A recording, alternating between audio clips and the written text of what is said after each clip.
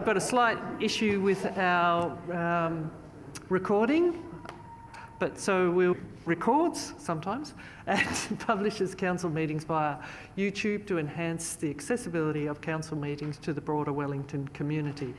These recordings are also archived and may be published on council's website for viewing by the public or used for publicity or information purposes. At the appropriate time during the meeting, members of the gallery may address the council, at which time their image, comments or submissions will be recorded. Members of the public who are not in attendance at the council meeting but who wish to communicate with the council via the webcasting chat room should lodge their questions or comments early in the meeting to ensure that their submissions can be dealt with at the end of the meeting. Please could gallery visitors and councillors ensure that their mobile phones and other electronic devices are turned off or in silent mode for the duration of the meeting. Please stand for the acknowledgement and prayer. We acknowledge the traditional custodians of this land, the Gunai people, and pay respects to their elders past and present. Almighty God, we ask your blessing upon the Wellington Shire Council, its councillors, officers, staff and their families. We pray for your guidance in our decisions so that the true good of the Wellington Shire Council may result to the benefit of all residents and community groups. Amen.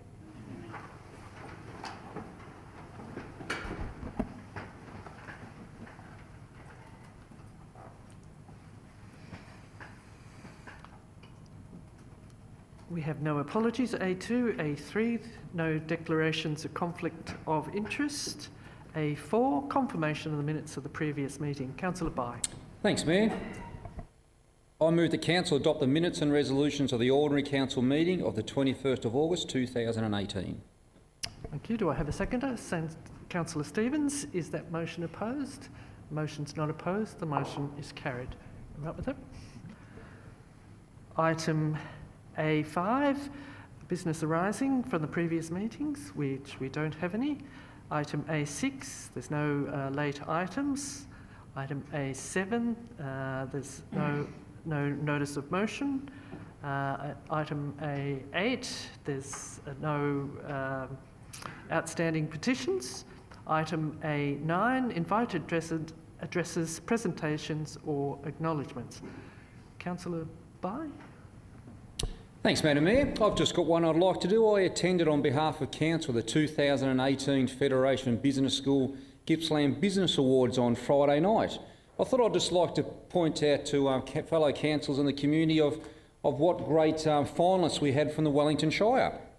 And we had quite a few. We had the Port Albert Motel from Port Albert. We had Alva's Hairdressing in Sale. We had the Avon Ridge Vineyard in Maffra. We had Portside Food and Wine Sale. We had Dewitt's Homestead from Maffra, Colma Combs from Sale, and Sale Garden Supplies also in Sale. So we had a great representation of some fantastic businesses that were actually put up as finalists. And we actually did take out one section. Our hospitality winner was the Portside Food and Wine, based in Sale. So they've done a great job getting the cafe up and running how they have, and the numbers they have going through there is fantastic. But congratulations to the Portside for winning their category, and also to the other finalists. So we had a sponsor certificate that I'd just like to present to Council that was given to us on the night. Thank you.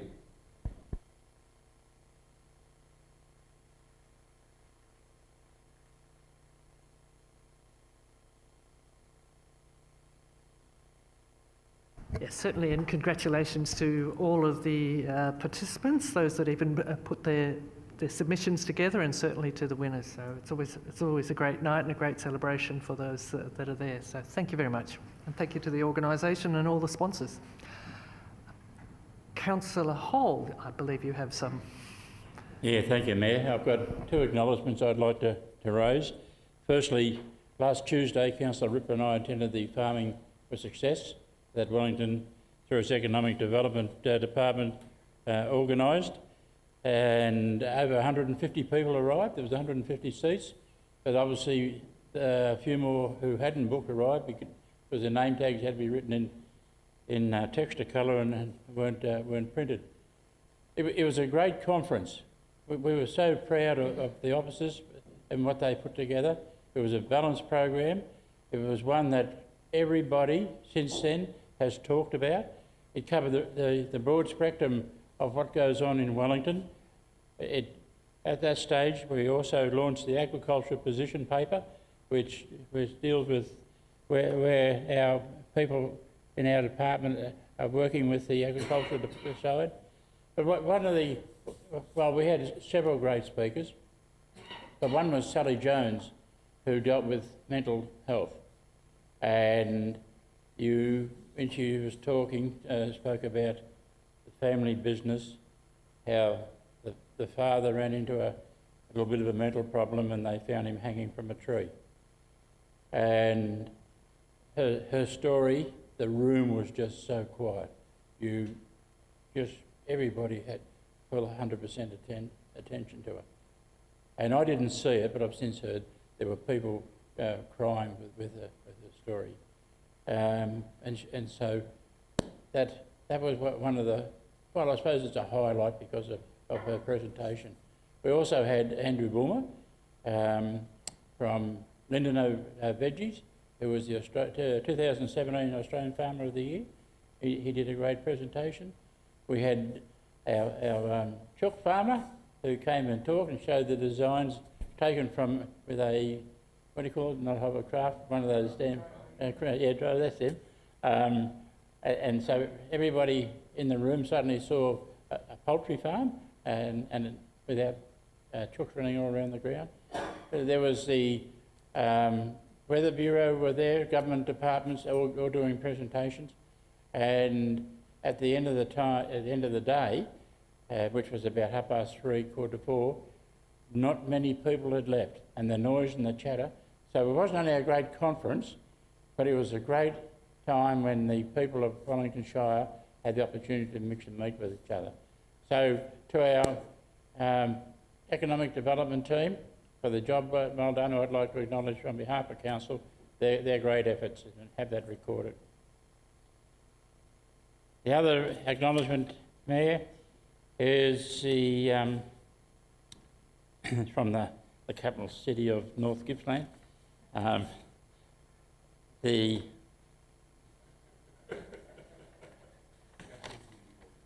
well, I don't want to say Hayfield, you think I'll be biased. The Hayfield Community Resource Centre, as we all know, is a role model that people all over Victoria and Australia look to see how they operate and how they run. And it's primarily run by volunteers who bring their talents and their skills and show other people how to operate it. And within the resource centre, there's 3 childcare, and there's the Wednesday lunch where for $5, about 70 to 80 people turn up each Wednesday, particularly our lonely and our elderly and bachelors who come and get a nice hot meal prepared from vegetables that are grown in the garden at the place. There's also the Hayfield News is printed there every week. The men's shed is attached to it. There's also the walking group who every Thursday go strolling for an hour or so and then head straight to the coffee shop and there's sugar in their coffee to make up what they've lost.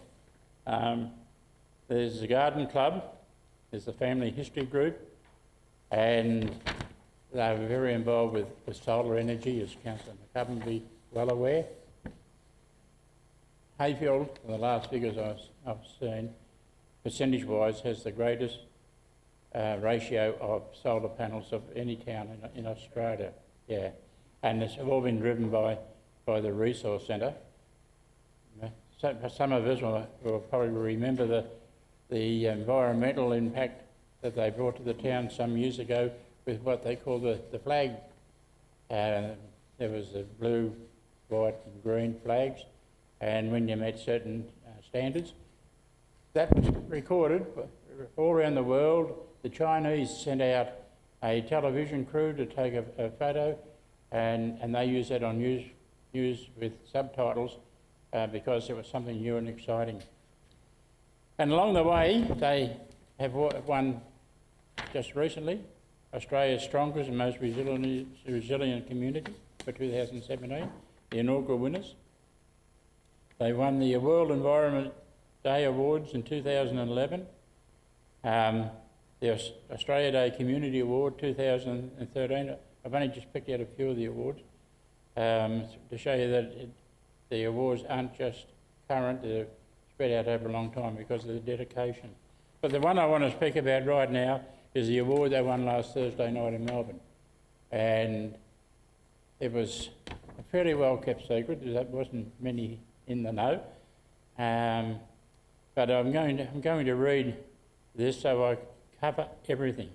Over the past 2 years, the Hayfield Community Resource Centre has reached out to adult learners, delivering programs in hospitality, tourism, horticulture and digital marketing to unemployed, underemployed and disabled adults. The recent Kickstart Your Career in the Health Industry was a successful collaboration between the Centre and Central Gippsland Health, which saw students undertake a good grounding in various health industry jobs and work experience at the hospital.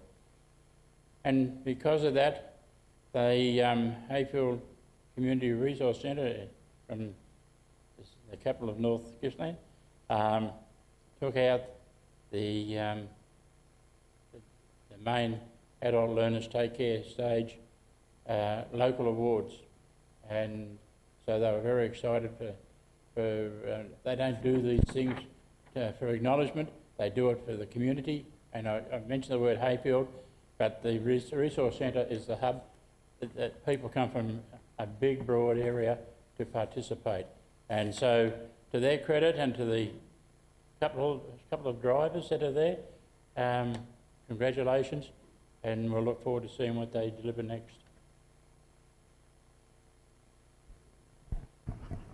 Thank you, Councillor Hall. And if I just to add one more thing on that, at the awards for the Learn Local, there was also another local that was a recipient, and that was, there's been 2 new categories added to the presentation for the first time, and one of those was the Victorian Learn Local Young Pre-Accredited Learner Award, which was presented to Sales Amy Schofield. So congratulations to her as well. So Wellington did very well at the Learn Local Awards, and it's such a great process, as I say, to reach out to people that don't normally engage in the mainstream education process. So congratulations to Hayfield and also to Amy. Thank you. Councillor Ripper. Thank you, Mayor, and congratulations, Hayfield. We're moving back over to Maffra at the moment, and Maffra had the Gippsland International Winter Festival Dog Show, of which I attended on Friday the 24th of August. This had over 600 odd dogs, all well behaved, and no one let the dogs out. The dogs were well confined. And we had 4 judges from Canada, 1 from Portugal. Fantastic to talk to them. I spent 4 hours walking around talking to all the exhibitors, and positive from each and every one of those exhibitors, about where the dog show was staged in the Maffra Rec Reserve, which was in the cattle pavilion with the rings in the centre, meaning they had shelter. It is talked about all over Victoria and the rest of Australia that is the go-to, must-go to that particular winter festival. So the amount of money that was left in the town, surrounding districts, was wonderful. But the most important thing, the Shire of Wellington supported, and overwhelming that the committee are so grateful for the support that they continue to get. So it was an absolute positive. The weather was wonderful. Thank you. Thank you, Carmel, on that enthusiastic presentation. Yes, it's certainly a great event, and certainly, you know, they take a lot of planning to encourage and get those international judges out to Maffra for that event, which draws in, as you say, a lot of competitors. So well done to all of those volunteers and their passion for their sport. Thank you. It was a historical moment when there was the celebration and the official launch of the document that I have here, the précis of the Gunai and Victorian Government Joint Management Plan, and this involves the planning of and the joint management between the Gunai Land and Water Aboriginal Corporation on behalf of the Gunai people and the Victorian Government to jointly manage 10 parks and reserves in Gippsland. And this is, I quote, represents an existing and a new way to manage Warwick, which is country, and acknowledge the important past, present and future cultural and natural values of those parks. This is the first one in Victoria, and the Knob Reserve has been an area of significant cultural firsts in that it was the location of the first Victorian native title determination, which was handed over in 2010 with the late Uncle Albert accepting that on behalf of the Gunai people. So again, this joint management plan is another first in the state, and it really goes to show the cohesion and the management of the local GLAWAC organisation and the local TOM, the other land and cultural management area of the Gunai people, in that they've been able to negotiate, manage and come together in this really significant and first in the state. It means that these areas and the purpose, I suppose, is mainly to actually make sure that there's the more Gunai people are engaged in working as rangers, management staff and through associated services in this area, that the wider community understand and respect that the important role and the significance of the current and active Gunai culture, and also to give the Gunai traditional land management practices that have been identified to be incorporated in the current parks management practice, and also in that acknowledge the skills that have not been recognised before in those potentials, and to actually bring together those joint managements. It was actually a fantastic vibe and celebration. There were community elders from across the state came to celebrate with the Gunai, and also there were 80 young dancers there celebrating, and it was really such a vibrant expression of both past and current culture, and it was a great delight to be there. And again, the weather was perfect, so a great celebration. And now they're really looking forward to having the implementation and more resources for those various parks throughout. And the Stratford Knob Reserve, they are hoping, will become revitalised and re-energised as again, to take a major role as a cultural centre for not just the Gunai people, but as a major destination for us all to enjoy. It's such a unique and valued area. So a significant day for Wellington, for Gippsland, and particularly for the Gunai people. So it's a great day. Okay, moving on to A10 questions on notice, which we don't have any. B, reports of delegates. I believe we have one. Councillor Hall. Yeah, thank you, Mayor. I was pleased to attend the GLGN, that's the Gippsland Local Government Network, meeting on Friday 31st of August in the company of the CEO and Councillors Hole, Ripper and Stevens. And the agenda included an overview of the operations of the GLGN, details of the whole of Gippsland priority projects and the budget outcomes.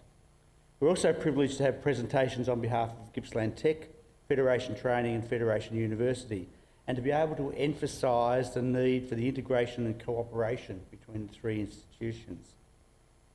Gippsland Tech is only providing service into secondary schools in the Latrobe Valley, with innovation and opportunity for secondary students to experience new and emerging technologies with the emphasis on STEAM, science, technology, engineering, the arts and maths. It was interesting to note the inclusion of the arts as a major value add for creativity. It's also fascinating to hear the market-leading rate of conversion for Federation University into the workplace. And for me personally, having worked in Ballarat, to hear about the extent that Federation University students are taken up in their technology park, and as such it prompted the question about what can be done in this space and what are the opportunities to encourage the state government to establish operations in a similar way in Gippsland as they did for the SRO, the State Revenue Office, in Ballarat in the early 2000s. The GLGN meeting was followed on with an MAV regional meeting. I would defer to my colleague Councillor Hall in this regard. However, I will note and emphasise that the MAV is auspicing initiatives in the technology space, and it was fascinating to see what some of our fellow councils are doing in utilising technology to improve the operations for the benefit of their communities. Again, we were reminded of the success of the Wellington team and the EduCloud project, and whilst we have acknowledged this previously, it's always good to hear that the compliments continue. Thank you, Mayor. Thank you, Councillor Hall. You're not doing MAV? Yes. Councillor Hall slowly rises. I'll give a report on the MAV regional meeting of which I Thank chair. I'll keep it brief. We were fortunate enough to have the MAV digital transformation officer there, and also the insurance officer, particularly for work cover. One of the interesting things that came out of the digital presentation was in Melbourne, where they have these transponders that they sit into the parking bays, so that when you park there, if you're 1 minute over, you can be fined straight away, and they've got the machinery to come and get you. Horsham Council are also using those transponders, but not to turn around and fine. They've got them now around playgrounds, around sporting facilities, and also underneath the bridge at the river. And the object behind it is that by having them at the playground, they get to know the busy times and how many car parking spaces are required. Same with the sporting facilities.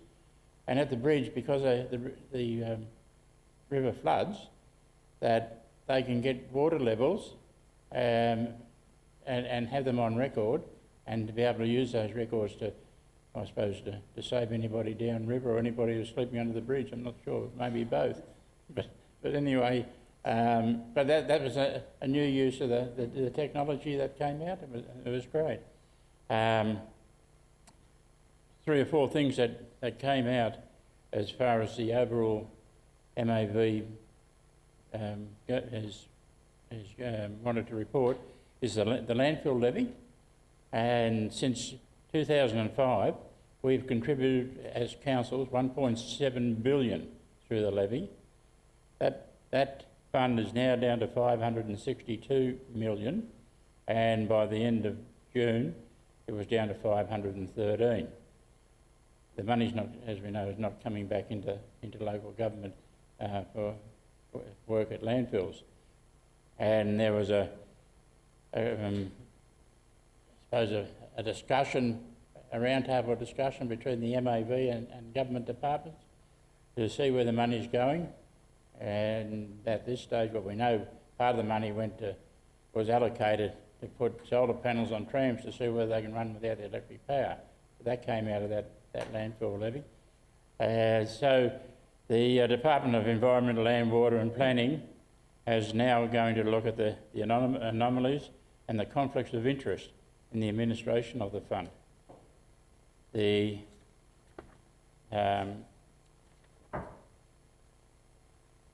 What have we got here? The recycling, which is still an issue, a big issue, and it doesn't seem to be going away. And there's no, I suppose, down the track result as to how we're going to handle it, because China certainly doesn't want it. Our rubbish, Vietnam doesn't want it, Thailand doesn't want it, and we're stuck with it. And the EPA is saying don't put it in landfill. And the current government, the state government, has put up a $37 million package for councils to look at the expansion of the resource recovery fund. and they threw in $8.3 million, and there was $2 million boost for the market development for recycled materials. And at this stage, we don't know of any other extra money that's been coming. But it was noted that the doesn't appear to be any new money. Those figures that are being quoted at the moment are the old announcement and not the new announcement. New announcement of any new money. It was a good meeting, as you heard Councillor Hall say, the attendees, and I thank the councillors and the CEO from here for attending. And I just want to remind you that the State Council is Friday the 19th of October at the Auditorium in Sofitel, Melbourne. But that's in the 4 years I've been a delegate to the MAB on behalf of Gippsland. That was probably the biggest attendance of councillors that we've had, and it was great to see all councils represented other than one. Thank you, Councillor Hall. Where are we up to? Item C.1. There's no Chief Executive Officer report. Item C.2, Assembly of Councillors. You may stand, Councillor McCovern. Thank you, Mayor. I'd like to move the Council note and receive the attached Assembly of Councillor records for the period 14th of August to 28th of August 2018. Do I have a seconder?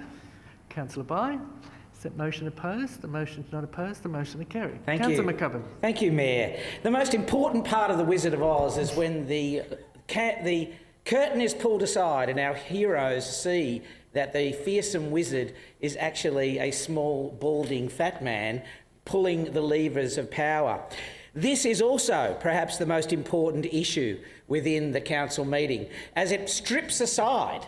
I, like that little dog Toto, are pulling aside that curtain to show what goes on behind the edifice, which is council. And I think there's many things that we can be proud of. Firstly, that we do actually register all the meetings that we are having within this organisation, and there are a lot of them. And I think that's something to be proud of. And sometimes when we go into the council chamber, people might note that there isn't a lot of argument going on. There's a lot of banging and fist-tumping and misunderstanding between councillors, because we are fully briefed by the officers who go on. And it's important that those briefings are detailed to the community so they know what's going on, who's attending and what's happening at those meetings. Really important meetings like the Place Names Committee agenda, the SLUP meeting, the Special Strategic Land Use Planning, IT meeting and so on. These meetings are very important to lift our understanding of what's going on. But I need to stress, and this is a really important issue, no decisions are made within these meetings. So we need to be open and transparent to our people about what's going on, those briefings that we're receiving, who was at them, what we discussed at those meetings. But it's really important that no decisions be made. And of course, I refer to the article in The Age on the weekend, and I do not wish to make commentary about other councils, but I wish to be proud of our record of the lowest in Gippsland in terms of our transparency in our council decision-making process. We are the lowest in Gippsland in that regard. May I just mention some figures? We are at 2.6% of our decisions are made behind closed doors. And I can tell you that those decisions are almost universally that we're going on holidays and we don't wish the dates of our holiday to be known to the general public for obvious safety reasons. They are almost entirely those decisions made behind closed doors. The remainder, those 97.3% or whatever it is, are made entirely in the public domain, and we suffer the slings and arrows of what that may bring. But that is very important. And if you mark that up against some of the people in our area, it goes from 2, the next best is about 7%, and of course it goes all the way up to 41% of decisions made behind closed doors. This is something that we should not just take for granted. We should not take it for granted. It is crucially important that we explain to people what's going on, we show them the briefings, and we make those decisions in the public format. I'd like to be extremely proud of this council, and I'd like to... Yes, it was. Thank you. I think it's important to note we've got the doors open, we have a window. Exactly. The democratic process works if we're open and transparent. So thank you for making that clear. Moving on to item C.2, the sale of properties for unpaid rates and charges. Councillor Hall, thank you. Thank you, Mayor. I move that Council resolve to enact Section 181 of the Local Government Act 1989 and sell the rateable properties as listed in the attached confidential report to recover unpaid rates and charges, and para 2 as read. Thank you. Do I have a seconder for that? Councillor Stevens, is that motion opposed? The motion is not opposed. The motion is carried. Councillor Hall. Yeah, thanks again, Mayor. Look, these matters are never easy. However, on balance, it becomes necessary to take this action when rates have remained unpaid for a considerable period. And in this instance, without breaching the details as contained within the confidential report, the rates have remained unpaid from the time the current owner purchased the property, and importantly, has not cooperated with Council to extinguish the debt either in full or in part. Some little time ago, we embarked on a similar report with the result that the determination to sell the property to recover the rates resulted in the outstanding rates being paid. Council goes to every length to prevent getting to this point, but in this instance, having exhausted all other avenues, is left with this action of last resort. I'm certain that our ratepayers who regularly meet their obligations on a timely basis would expect us to take this action, rather than allow others to avoid their obligations and place greater cash flow burden on the Council and in turn the ratepayer. Thank you. Thank you, Councillor Hall.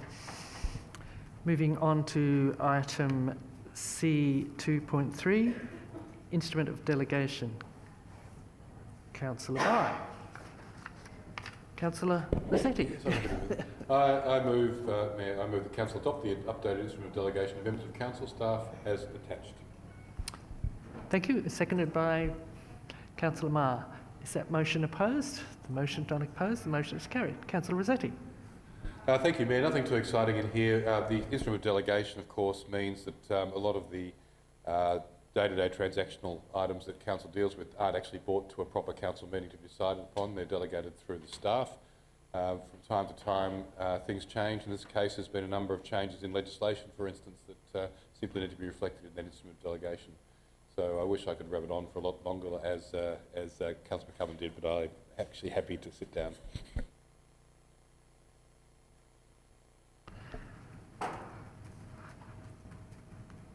Item, I don't know whether they follow rabbiting on. Item C3, item C3.1, inclusion of infrastructure design manual in planning scheme. Councillor Marr.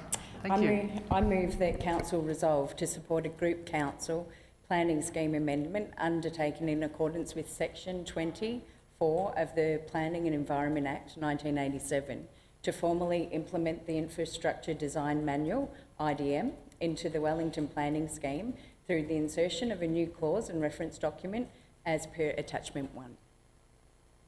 Thank you. Do I have a seconder for that? Councillor Bai. Is that motion opposed? The motion is not opposed. The motion is carried. Councillor Marr. Basically, this is a ministerial planning amendment to formally adopt the Infrastructure Design Manual, the IDM, into the Wellington Planning Scheme. It has been used by the Wellington Shire since 2010 and is currently being used across 44 councils in Victoria. The IDM is designed to document and standardise requirements for design and development of municipal infrastructure, and it provides clear, consistent guidelines for planning, design and construction. And it's largely related to new subdivisions, roads, drainage, stormwater, car parking, etc. Thank you. Thank you for that information. Moving on to item C4.1, the Rosedale Landfill closure. Councillor Hall. Yeah, thank you, Mayor. I'm going to move that Council resolve to close the Rosedale Landfill on the 30th of October 2018. 2, the Chief Executive Officer take the necessary steps to inform the community of the impending closure on the 30th of October 2018. And 3, that the Chief Executive Officer take the necessary steps to adjust the existing Waste Services Contract 2008/155 to reflect the closure of the Rosedale Landfill on the 30th of October 2018. Thank you. Do I have a seconder for that? Councillor Stevens, is that motion opposed? The motion's not opposed. The motion is carried. Councillor Hall. Yeah, thank you, Mayor. It's always sad when we have to look at the costing and the reallocation of resources, but the Rosedale tip is not the first tip we've had to close. We've had to do Lacola, and we had to do Cowar, and people have adapted and adjusted. It was a little bit of angst when it first had to happen, but we all know that today, under the EPA's new rules and guidelines, it's very hard to do a maintenance on a landfill, and more landfills around Victoria are going to be closed, not just at Rosedale. The operating costs of this place is enormous. Last year was 52.7 tonne of landfill came into the place, which equated to $1,750 a tonne. And so we had to have a look at the situation in relation to that costing. As a council, we are trying to keep our rates down to as low as we possibly can, and so we not only the tip we've evaluated, but there have been other things in our life here within the Wellington Shire that we've compared it with. The tip itself is 8 kilometres out of Rosedale, and so our recommendation is to use the Kilmany tip. It's 14 kilometres, so the distance isn't very far, and I suppose with tongue in cheek, they can take their rubbish to the Kilmany tip on their way to sale to shop. It's one way out of it.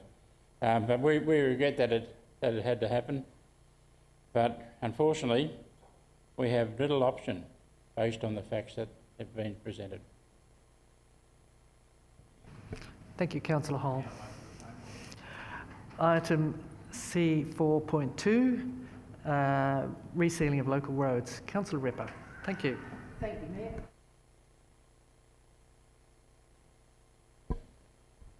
Thank you. I'd like to move that Council adopt the recommendations contained in the attached confidential tender evaluation report at item F1.2, Bituminous Resealing of Local Road Contract 2019-001, 2018/219, 2019, 2019/2000, and 2020/2021 of the council meeting agenda, and we will take para 2 as read. Thank you. Do I have a seconder for that? Councillor McCubbin. Is that motion opposed? The motion's not opposed. The motion is carried. I can now announce that the successful tenderer as Fulton Hogan Industries Proprietary Limited. Now, Councillor Ripper. Thank you, and congratulations. Thank you, Mayor. We have a mic? Yes. Just for those in the community, just to let you know a little bit of background, that the Wellington Shire Council maintains approximately 1,510 kilometres. That's 1,510 kilometres of sealed roads, and as part of that program, periodically renews and reseals roads. The reason they do that is to ensure that the road surface remains in good condition and to provide a skid-resistant surface and to assist in the maintaining of the life of the underlying pavement. The selection criteria for choosing roads to reseal is based on the time, the impact, as these works will produce a positive community impact with improved safety to road users. Thank you very much. We have item D, no urgent business. Item E, is there any comments from the chat room? None, Mayor. None there? Any comments from the gallery? No comments from the gallery? We do need to go into closed session, so I'll call upon a motion for that. Councillor Stevens. Yes, thank you very much, Mayor. I will move that the meeting be closed to the public pursuant to Section 89(2) of the Local Government Act 1989 to consider personnel matters. Do I have a seconder for that? Councillor Rossetti, is that motion opposed? The motion is not opposed. The motion is carried. Thank you.